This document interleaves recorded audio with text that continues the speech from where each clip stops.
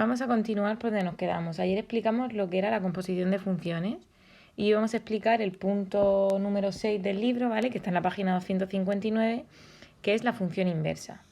La función inversa la vamos a designar como f-1, ¿vale? Y lo que hace es deshacer lo que había hecho la función f, ¿de acuerdo? Entonces, si partíamos de una función que nos llevaba de x a través de f, lo convertía en f de x, lo que va a hacer ahora f-1 es que nos va a llevar de f de x, nos va a devolver a x, ¿de acuerdo? Entonces vamos a ver cómo se hace el proceso analíticamente.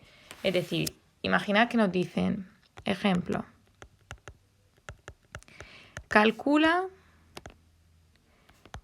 la función inversa de, imaginad que nos dan la función, por ejemplo, f de x igual a x cuadrado menos 4. Vale, pues los pasos son los siguientes. Paso 1. Llamo y a f de x, ¿vale? Entonces pondríamos que y es igual a x cuadrado menos 4. Esto es porque la función, como sabéis, la pueden llamar como quieran. La pueden llamar h de x, f de x, g de x. Entonces lo primero es llamarla siempre a esa imagen, la vamos a llamar y. Y igual a x cuadrado menos 4.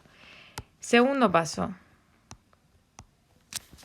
Cambiamos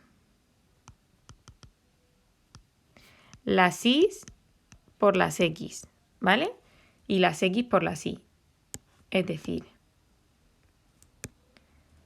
pondríamos que x es igual a y al cuadrado menos 4. ¿Veis? Hemos cambiado las y por las x. Paso 3. Vamos a despejar esta nueva y, ¿vale? Despejo la y. Que en este caso se nos quedaría que y, paso el 4 sumando, ¿verdad? Se me queda y al cuadrado.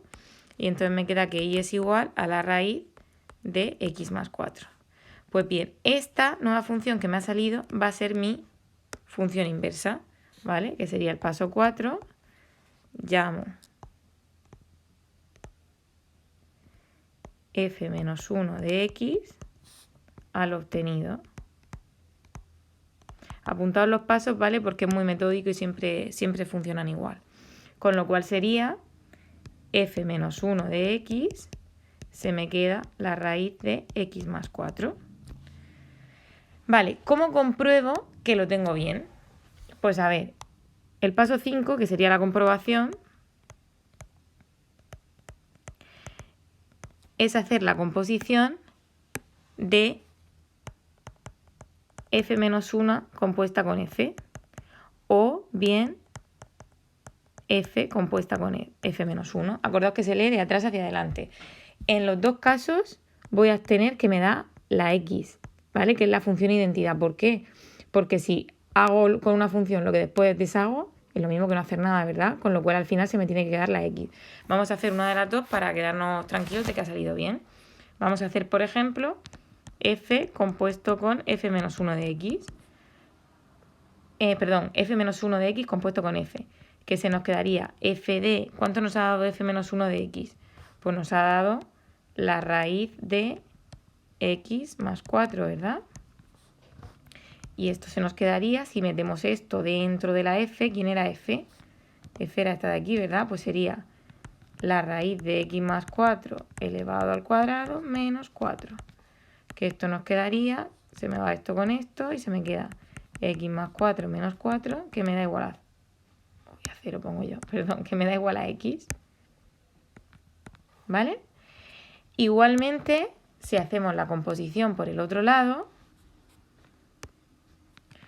se nos quedaría que f-1 de f de x sería f-1, ¿qué metemos dentro? F de x, ¿verdad?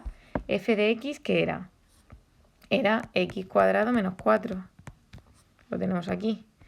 Y ahora, donde pone una x en mi función inversa, que la teníamos aquí, ahora tengo que meter esto de aquí, con lo cual sería, como veis aquí, la raíz de...